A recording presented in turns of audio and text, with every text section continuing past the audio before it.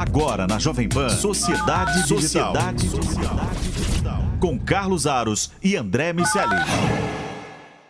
Sociedade Digital no ar, a ponte aérea mais tecnológica do seu rádio e também da internet. Para você que, claro, está nos acompanhando com imagens pelo canal Jovem Pan News no YouTube ou pelo Panflix. Aliás, se você ainda não baixou o Panflix, este é o momento de fazer isso, baixar o aplicativo, ficar ligado em todo o conteúdo da Jovem Pan, aquilo que está no dia a dia da programação e conteúdos exclusivos produzidos para o Panflix. É só você baixar o aplicativo no teu smartphone, no teu tablet e ficar ligado na programação. O programa de hoje vai tratar de criptomoedas. Vamos falar sobre aquela que está manchetando o noticiário econômico, o noticiário tecnológico recente, que é o Bitcoin. E aí, para isso, quem está comigo sempre nesta jornada? O meu parceiro André Miceli. Tudo bem, meu velho? Tudo bem, meu amigo. Vamos surfar a onda das criptomoedas, fazer uma fezinha nessa história. Quero entender esse negócio aí. É jogo, é moeda de verdade, é criptoativo.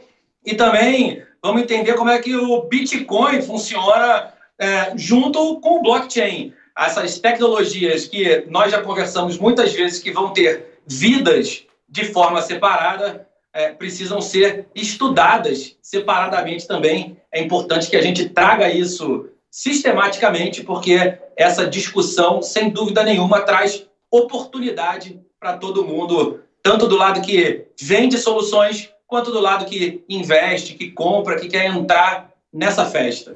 E aí, o que é interessante, eu brinquei, vamos falar sobre o assunto que está manchetando aí o noticiário, é porque semana após semana acontece algum movimento e aí tem uma oscilação, ou um aumento aí, não é, do valor do Bitcoin, ou uma desvalorização, e aí ele vai oscilando, vai caminhando aí, assim como a gente tem assistido traçar esse paralelo com o mercado de ações, né? O momento de alto, o momento de baixo, mas teve uma valorização muito grande. E isso tem chamado a atenção. Um outro movimento que tem chamado a atenção das pessoas, principalmente daqueles que lá atrás ignoravam, não, isso aí é essa coisa dessa turma muito moderna, muito conectada, isso aí não vai vingar, não. É que agora os grandes investidores, os caras, já há algum tempo, né, que estão no mercado financeiro, que estão ditando as regras desse jogo e apontando os caminhos para quem quer se dar bem, os caras estão migrando, fazendo aportes, olhando para as criptomoedas, várias delas, especialmente Bitcoin. E isso tem movimentado os ânimos. Vale lembrar, você pode procurar no Panflix e também no canal Jovem Pan News lá no YouTube. Eu não sei, coisa do que, André, 2, 3 semanas, nós conversamos com o pessoal do Banco Central sobre Open Banking. E na conversa com eles, a gente perguntou sobre Bitcoin, sobre criptomoedas. E aí rolou aquele momento ali constrangedor em que não podemos falar muito bem, mas também não podemos dizer que é nosso inimigo mortal e tudo mais. Então vamos explicar hoje, de uma vez por todas, o que está acontecendo com o Bitcoin, como é que as criptomoedas estão ganhando espaço entre os investidores, estão se tornando uma opção aí interessante de investimentos e por que está fazendo tanto barulho. E aí, para isso, para a gente poder trocar essa ideia, convidamos o Edísio Pereira Neto, que é CEO do Zero Bank, que é o primeiro banco digital aí com tecnologia blockchain e que traz um portfólio importante multimoedas, ou seja, os caras estão ligados nesse movimento dos criptoativos e já trabalhando aí nesse modelo das fintechs com esses ativos. E aí a gente vai entender essa história. Edísio, obrigado pelo teu tempo, por estar aqui com a gente. Prazer estar aqui com vocês, Carlos, e quero afirmar que a gente fala muito de segunda onda do Covid, mas tem uma segunda onda que realmente está emplacando em todas as manchetes, que é a segunda onda do Bitcoin. O Bitcoin foi muito falado ali no final de 2017, mas agora voltou com tudo, obviamente puxado pela cotação e, como você citou, grandes players institucionais entrando nesse mercado. E aí, para começar essa história do começo, né, acho que é legal a gente dimensionar um pouquinho esse movimento. Então, quero primeiro que você nos explique como é que o Zero Bank trabalha dentro desse universo aí, com esse portfólio, já negociando e trabalhando com os criptoativos, aí, com as criptomoedas. E por que é que vocês entenderam, na hora de estruturar o negócio, que esse era o caminho? Olha, essa história é engraçada.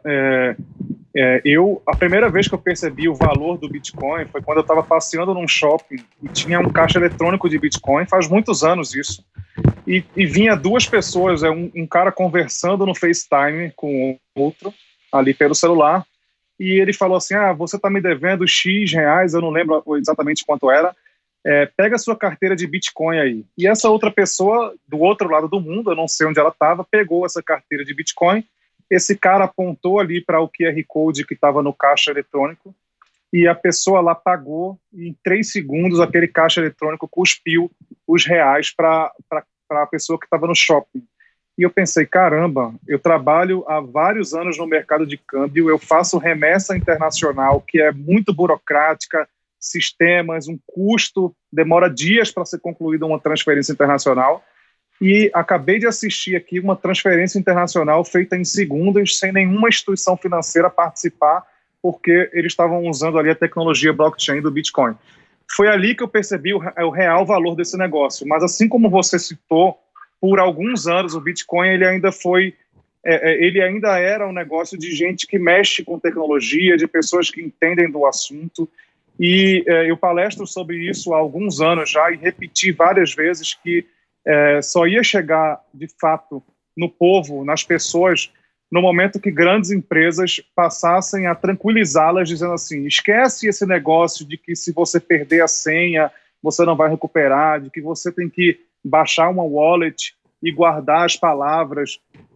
Quem tem que cuidar disso são as grandes empresas e trazer essa experiência simples para o usuário que quer usar no dia a dia.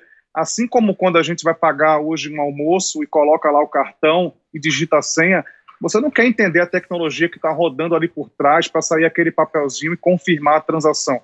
Você só quer que saia aquele papel, confirme a transação e que qualquer problema você liga para o seu banco ou para o seu cartão para resolver isso. E foi baseado nisso que o Zero Bank veio com a ideia de ser o primeiro banco digital com Bitcoin, onde lá dentro do banco ele funciona exatamente como qualquer outro banco, você faz todas as transações financeiras, tem cartão, TED, Pix, e você consegue converter o seu saldo para Bitcoin e desconverter. E o mais bacana é que o nosso cartão ele dá cashback em Bitcoin, então ao invés de milhas, que a gente foi inserido no mundo das milhas pelos bancos, agora o Zero Bank está buscando inserir as pessoas aos poucos no mundo do Bitcoin, dando um cashback cada vez que você usa o seu cartão. Tem uma analogia quando uma empresa abre o seu capital na bolsa, que é quando uma empresa lança uma moeda, né? Quando uma empresa abre o capital, é um IPO, quando uma moeda é lançada, é um ICO, um Initial Coin Offering. Lá naquela primeira onda, para usar a sua analogia, que é muito boa, por sinal, a gente tinha ali, naquele primeiro momento de euforia, mais ou menos 8 ICOs por dia. Várias moedas sendo lançadas diariamente. Hoje em dia, nós temos cerca de 200 moedas sendo lançadas diariamente, segundo o site Statista, que é uma fonte confiável sobre estatísticas de diversos elementos digitais. Com 200 moedas por dia, dá para imaginar que a gente não vai conviver com uma profusão nessa proporção. A gente consegue imaginar que no futuro vai existir um movimento de aglutinação para que algumas poucas sobrevivam. Como você enxerga essa relação entre as criptomoedas e a sobrevivência de algumas dessas poucas? Ou vamos continuar vendo moedas sendo colocadas no mercado e as pessoas convivendo realmente com um número muito grande de criptomoedas? o movimento do ICO é explícito para que a criptomoeda existe, é um dos motivos, sim, porque você consegue imaginar milhões de empresas, de startups, de projetos sendo lançados no mundo inteiro e você, brasileiro, podendo investir, de repente, numa startup que você acredita no outro lado do mundo. Mas, obviamente, que isso precisa ter um certo controle. Então, aqui no Brasil, rapidamente, a CVM declarou que não poderiam ter ICOs assim. Ela precisa, de fato, de um tempo para poder regular esse tipo de operação.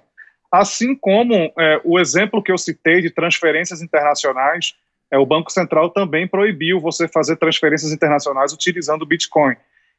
Eu acredito que naquele primeiro momento, foi um movimento correto para poder... A inovação, ela sempre chega na frente da regulação, né? Mas, ao mesmo tempo, a gente precisa correr atrás agora disso. Já tem países no mundo que já regularam esse tipo de transação, tanto de transferências internacionais quanto de ICOs. Então, a minha opinião é que, assim, no momento que uma CVM ou um Banco Central passa a regular mesmo esse mercado, agora de uma forma saudável, que não, de fato, freie a inovação e, de fato, eles busquem regular como uma forma de organizar e trazer transparência, aí sim a gente vai poder ver cada vez mais moedas sendo criadas e o brasileiro com esse apetite de investir de uma forma segura. Porque acho que o que mais traz um constrangimento é assim, você vê 200 moedas sendo lançadas e, poxa, o que é aquilo? Quem está por trás daquilo? Será que eu posso entrar nesse negócio? Então, uma coisa que é importante as pessoas entenderem, eu falei aqui que o Banco Central não proíbe que ele proíbe transferências internacionais, assim como a CVM proíbe ICOs, mas comprar criptomoeda no Brasil não é ilegal, as pessoas podem fazer isso, inclusive esse ano já tem um código específico no imposto de renda para as pessoas poderem declarar, e isso é um grande passo, assim como há 2 anos atrás a Receita Federal obrigou toda empresa que trabalha com criptoativo a informar suas operações mensalmente para a Receita, o que está acontecendo naquela plataforma, tudo que foi transacionado, e no final do ano também informar o saldo dos clientes. Para quem acha isso ruim, na verdade eu acho isso muito bom, porque passa a ter regras, transparência no mercado, e quanto mais regular de forma profissional, a gente vai profissionalizando esse mercado e tirando alguns players aventureiros, porque não podemos negar que Bitcoin é legal, tem notícias positivas, assim como também tiveram muitas notícias negativas de golpes sendo utilizados, pirâmides sendo feitas ao redor ali, utilizando a fama do Bitcoin. Então, acho que é um momento de precisamos organizar caso urgente para que esse mercado no Brasil cresça assim como vem crescendo no mundo.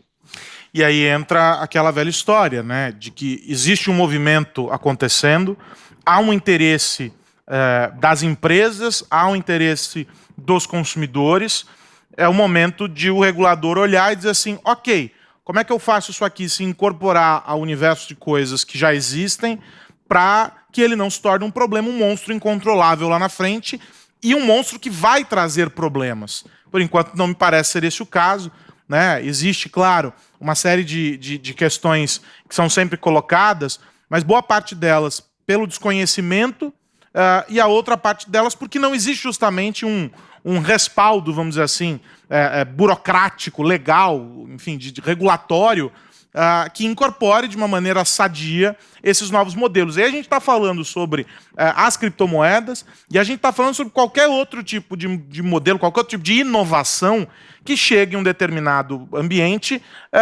para mudar a regra do jogo, para transformar aquilo que estava acontecendo. Mas aí eu fico pensando o seguinte, a gente está assistindo a um movimento grande, como eu comentei, e você concordou comigo, de grandes players. A gente teve aí o Elon Musk, 1,5 bilhão, né, investido em uma tacada só lá com a Tesla. Outros investidores também fazendo movimentos parecidos, posicionamentos de executivos de grandes empresas, uma entrevista recente, se não me engano, do presidente da Uber, dizendo, olha, não descarto a possibilidade de, no futuro, o pagamento pelas corridas poder acontecer também com criptomoeda. Então você tem um movimento interessante acontecendo aí. O quanto isso é saudável para esse momento em que a gente está tentando equacionar as coisas, e o quanto ele é complicador, porque esses caras, com certeza, estão tirando vantagem de algo aí que talvez muita gente não tenha entendido qual é a aposta agora. O resultado só virá lá na frente.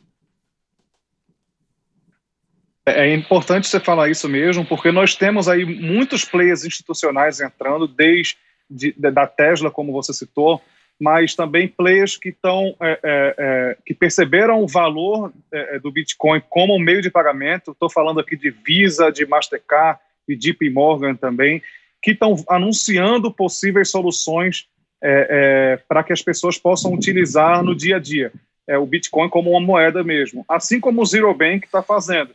No Zero Bank, você tem o Bitcoin dentro do seu banco e você consegue utilizar um cartão da Visa, inclusive, em qualquer estabelecimento do mundo. Então, você trazer o uso dessa moeda para o dia a dia das pessoas é muito importante, é tão importante quanto a gente assistir aí players institucionais entrando como forma de diversificar o portfólio.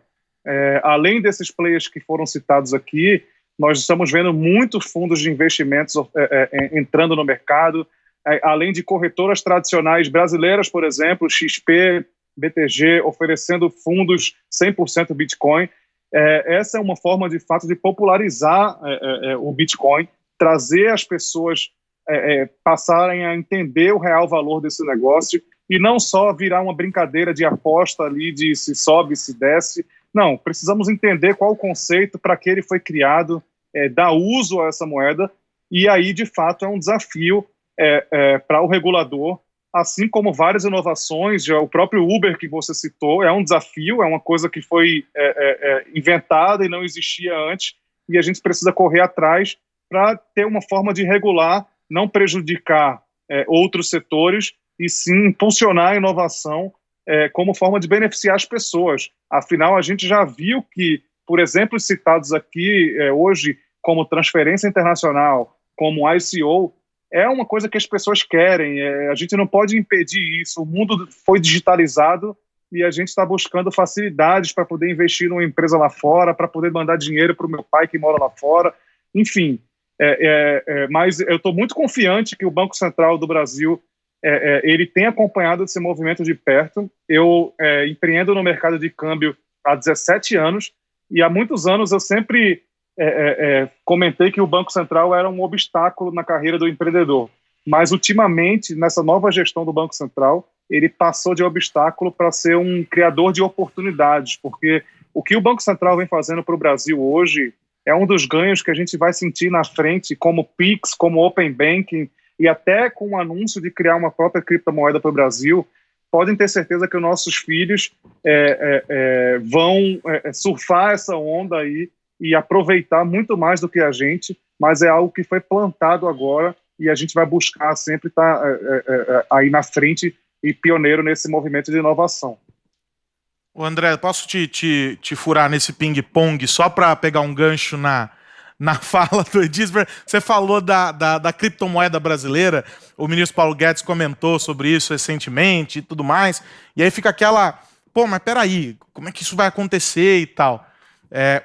Já pela tua fala, eu entendo que a sinalização é positiva. O que a gente ganha com isso?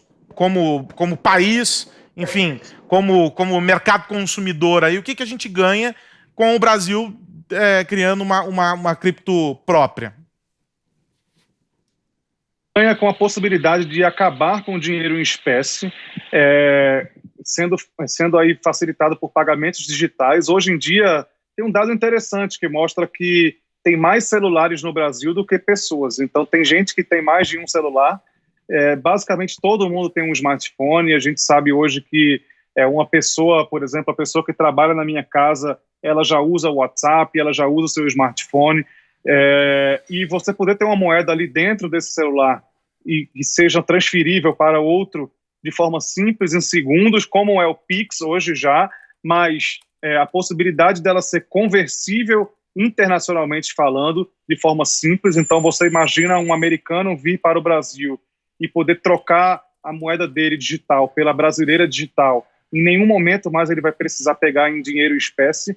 E isso, para o momento que a gente está vivendo atualmente, significa não só redução de custo, porque dinheiro em papel custa, tem uma questão de segurança também, dinheiro em papel traz riscos aí de segurança, e tem uma questão de higienização. Para o momento de Covid que a gente vive, quanto mais pagamentos a gente fizer sem o toque ali, mais higienizado está o mercado financeiro, digamos assim. Então, esse movimento de cripto anunciado pelo Banco Central, cara, é sensacional, é mostrar que o Banco Central está entendendo o potencial da tecnologia. A gente não pode misturar, obviamente, uma criptomoeda centralizada, como essa do real, ou dos Estados Unidos, ou da China, por exemplo, com o Bitcoin, que é descentralizado. Mas a tecnologia em si, todas elas utilizando blockchain e permitindo que as pessoas se paguem de forma instantânea e à distância, isso já é um grande passo. Bacana. Você falou de blockchain, e o blockchain na minha opinião, um ganho potencial quase tão grande quanto as próprias criptomoedas. Não só para o sistema financeiro, mas para a sociedade em geral. Eles têm aplicações muito claras na construção de contratos inteligentes, e a automatização desses contratos faz com que o custo operacional de realizar transações em geral diminua, e ao diminuir esse custo, a gente inclua pessoas em situações onde, em tese, elas não poderiam participar. A Federação Americana de Bancos estima que os bancos vão conseguir economizar entre 8 e 12 bilhões de dólares por ano na hora que eles colocarem as suas transações financeiras em unidades de blockchain. A minha pergunta é, quando os bancos fizerem essa movimentação, eles vão lucrar mais, simplesmente, ou nós vamos sentir as vantagens da diminuição desses custos operacionais? Vamos ver mais pessoas entrando no sistema financeiro, vamos ver novos entrantes também no que diz respeito às startups, às soluções, às fintechs. Como isso deve se refletir para nós, usuários do sistema financeiro? Isso vai refletir para o usuário com menos custos, sim, e com transparência também, né? O Zero Bank ele vem com uma proposta, por exemplo, de como nossa plataforma é em blockchain. A gente tem um projeto de, em algum momento, abrir o balanço do banco em uma página, em um site, onde as pessoas podem ter acesso e não precisam mais esperar ser publicado o balanço semestral, anual, como é hoje. Então, isso ganha uma velocidade na transparência de informação e, obviamente, como você falou, né, na medida que um banco ou qualquer outra empresa passe a utilizar uma plataforma em blockchain que facilite ali a adesão de contratos de forma simples, transparente e com redução de vários custos internos, com certeza eles vão poder apertar as margens ali e trazer produtos mais inovadores e com menos preço para o cliente final. Então, acho que ganha todo mundo, né? A gente sabe que um exemplo claro, por exemplo, do Pix agora, que por muitos anos os bancos cobraram 10, 15 reais para ser feito um TED, de repente vem um Pix que tem um custo operacional bem menor para o banco, e agora as instituições, está todo mundo fazendo, obrigado até a fazer Pix para pessoa física sem custo. Então ganha todo mundo no final, acho que é super saudável isso, e obviamente é um desafio muito grande um banco pegar um sistema que já existe com milhões de informações e começar a transformar isso para blockchain. Foi por isso que o Zero Bank veio desde o início. A gente passou 1 ano e meio desenvolvendo essa plataforma própria, sem nenhuma espécie de white label, porque a gente estava entendendo esse movimento. Eu falo muito que cripto era a próxima curva do mercado financeiro, mas agora já é a grande reta que está distanciando aí. Quem entendeu o potencial desse negócio, quem entendeu que não é só uma brincadeirinha de nerd ali para brincar de ganhar dinheiro, ele está distanciando, porque quem não entrar agora, quem entrar agora já está começando a ficar atrasado, mas quem não entrar vai ficar para trás. E quando eu falo entrar, não é entrar no Bitcoin em si, é entender o valor do blockchain, olhar para a sua empresa e pensar, poxa, será que isso se aplica aqui? Como é que eu posso começar esse movimento aqui? E, obviamente, também olhar aí para as criptomoedas como uma forma de investimento para diversificar seu portfólio. Para a gente caminhar para o final aqui, Edísio, o que você diria para o Bill Gates, que esses dias atrás aí falou que se você não é o homem mais rico do mundo, você não deveria comprar Bitcoin? Olha, ele foi um pouco agressivo nessa informação. Eu corrigiria só a frase dele, um pedacinho dela. Eu acho que, assim, não adianta você querer entrar com tudo e ficar com essa sensação de que estou fora da festa, quero agora ver se eu ganho muito dinheiro. Não, mas diversificar seu portfólio. A gente viu uma entrevista recente do Guilherme Benchimol, por exemplo, falando que é importante todo mundo ter um pouco de criptomoeda no seu portfólio. Não muito, porque ainda é muito volátil. Como é uma atividade ainda não regulada, pode acontecer muita coisa, né? A gente pode ter, de repente, algum país criando entraves que façam a cotação cair, mas eu sou muito otimista. As últimas notícias, os últimos players que têm entrado nesse mercado têm trazido uma segurança e têm mostrado para onde as pessoas e as empresas querem ir. Então, eu acredito que o Bitcoin, principalmente, vai continuar um movimento de alta a longo prazo. Não adianta ficar analisando hoje, amanhã, tal. Tem que olhar a longo prazo, como ele já tem feito aí nos últimos anos, e que é importante, sim, independente do Bill Gates ter dito, acho que tem muitos outros profissionais que estão instruindo que as pessoas tenham pelo menos 5% da sua carteira exposto ali a criptomoedas. E aí, agora, para complementar a minha pergunta com essa sacanagem aí do Bill Gates, o caminho que tem sido percorrido aí pelo Brasil com o Open Banking está permitindo que empresas como o Zero Bank ganhem espaço, consigam trabalhar de uma maneira mais próxima daquele consumidor que talvez não fosse alcançado, não é, em um contexto diferente aí do mercado. E aí dá para a gente dizer, portanto, que a partir dessas transformações e do trabalho que vem sendo feito pelas fintechs como o Zero Bank, nós vamos conseguir colocar o Bitcoin de uma maneira mais palpável, mais real no dia a dia das pessoas, porque acho que essa é a virada de chave que precisa acontecer. Porque o investidor, embora a gente precisa dizer, houve uma migração aí, principalmente do ano passado para cá, muita gente entrando no mercado financeiro, muita gente começando a investir, a gente ainda sabe que esse não representa aí a maior fatia do mercado consumidor. É quando chega na mão do camarada e ele consegue materializar aquilo como consumo, é que a virada de chave acontece, né? Exatamente isso, Carlos. Esse movimento de Open Banking do Bacen está tirando aquela centralização que a gente tinha de 5 grandes bancos no Brasil. O brasileiro agora vai passar a se acostumar a ter muito banco digital no celular dele, cada um trazendo um benefício, cada um trazendo uma vantagem. A vantagem que o Zero Bank vem aqui propor é justamente essa. Você entrar no mundo, nessa nova economia digital, entrar no mundo do Bitcoin. Você nem precisa comprar Bitcoin, mas você usa o cartão e você ganha ali no próprio aplicativo frações de Bitcoins para você começar a acompanhar, entender como é que é o mercado, se sobe, se desce.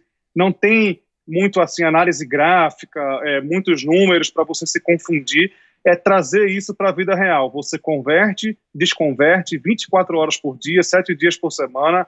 E isso é o que você falou, é convidar as pessoas e fazer elas usarem aquilo, ter uso. Então, enquanto um banco tradicional te dá milhas, e com milhas tem prazo, tem validade, você só pode usar em algumas plataformas para comprar. Não, com o Bitcoin não tem prazo de validade, para sempre aquele Bitcoin vai ser seu, e ele está vinculado a um cartão que você usa onde quiser, em qualquer lugar do mundo, um cartão da Visa. Então, acho que é um primeiro movimento de muita coisa que a gente quer fazer para trazer Bitcoin e outras criptomoedas para a vida real, como a gente fala. Bacana. Quero agradecer demais o Edísio Pereira Neto, ele que é CEO do Zero Bank, nesse bate-papo aqui sobre Bitcoin. Falamos sobre as perspectivas, as transformações aí em andamento no mercado. Edísio, obrigado e espero que a gente se fale em breve, porque esse assunto não se esgota. Um abração. Um grande abraço para vocês, pessoal. André Miceli, semana que vem tem mais, meu amigo. Semana que vem tem mais. No meio do caminho, muitas subidas e descidas do Bitcoin e oportunidades para quem entendeu o jogo. É isso. O importante é pegar o regulamento, ler ele todinho de frente para trás, de trás para frente, colocar embaixo do braço e fazer o jogo. Você pode não ter 1,5 bilhão do Elon Musk, não é? Segundo o nosso amigo Iago, o Elon Musk, o Lex Luthor brasileiro, não sabemos muito bem onde ele vai chegar, mas vai dominar o mundo. E aí a gente tem que mirar nele e fazer o nosso aqui na proporção correta. Acho que esses caras têm muita coisa para mostrar pra gente como o caminho está se desenhando, e o Bitcoin já faz parte, né? Aquela velha história, você não pode vencê-lo, junte-se a eles. Semana que vem tem mais Sociedade Digital, a gente vai continuar falando sobre como a tecnologia está invadindo o seu dia a dia, e você, claro, pode assistir este e outros programas lá no nosso canal, no YouTube, ou acessando o Panflix. Um grande abraço, uma boa semana, até mais. Tchau! Você ouviu Sociedade Digital com Carlos Aros e André Miceli.